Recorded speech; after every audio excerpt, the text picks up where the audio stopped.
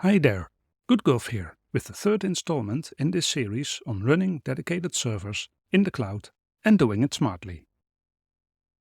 In the previous two videos I hinted a couple of times at using Azure and specifically Azure Storage Accounts and Azure Functions.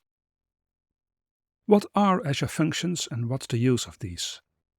First of all, Azure Functions are a form of serverless code you can create and host in Azure.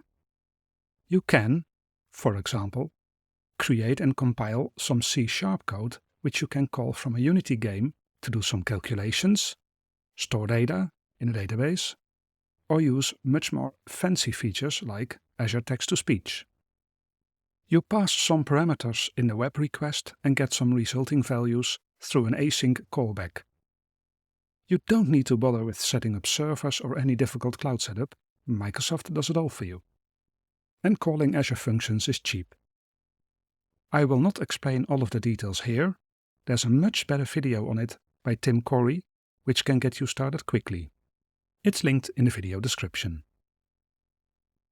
Azure Storage Accounts are similarly cheap and allow you to host tables, blob storage, and a few more things.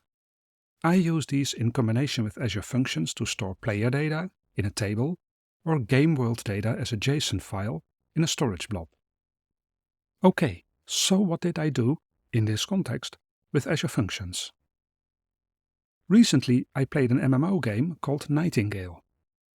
As you travel to other worlds, it looks like it spins up dedicated servers, or perhaps containers, but that's for another video. So I thought, that can be a cost-effective way to run your Unity MMO-style game. You only spin up a server with the fishnet server code when it's needed. When the last player leaves, you shut down the server, so you minimize the cloud costs for it. You can also use this to scale your game and run additional servers if too many players join a part of the map. Use it as an overflow concept. You may remember that from an earlier video in the series where I explained a high-level MMO game design. This is where you can use Azure Functions. When a player starts the game, I can send a signal to start all or a few of the game servers. Say, one dedicated server for each part of the map. This signal is sent by an Azure function which starts the virtual machine we created in the previous video. About a minute later, the server is up and running. When the virtual machine starts, it registers itself in an Azure storage table so clients can check which servers are active. It uploads the IP address it received through its command line arguments, as we have shown in video 2. It also stores the scene and the port number, which will be important for the clients to know. The clients send another call to an Azure function to list all available servers, then pick one and connect to it.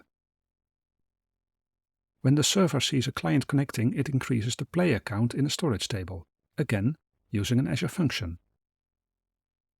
When the server sees a client disconnecting, it decreases the player count in the storage table. It can then decide to shut down itself when the count reaches 0.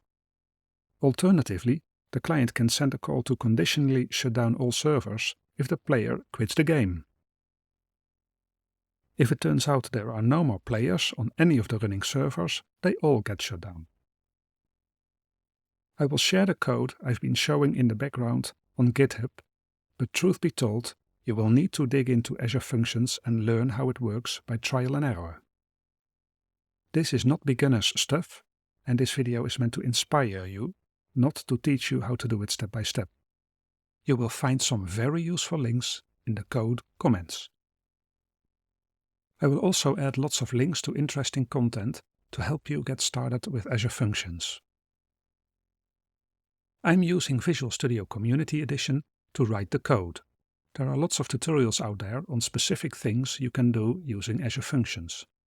You are not limited by Unity restrictions, so think outside of the box. One more important thing. I've been using a library called Unitask from GitHub to call the Azure Functions from Unity.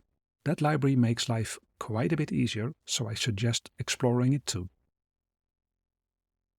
This is it for now. Thanks for watching, and if you like this video, then please give it a thumbs up.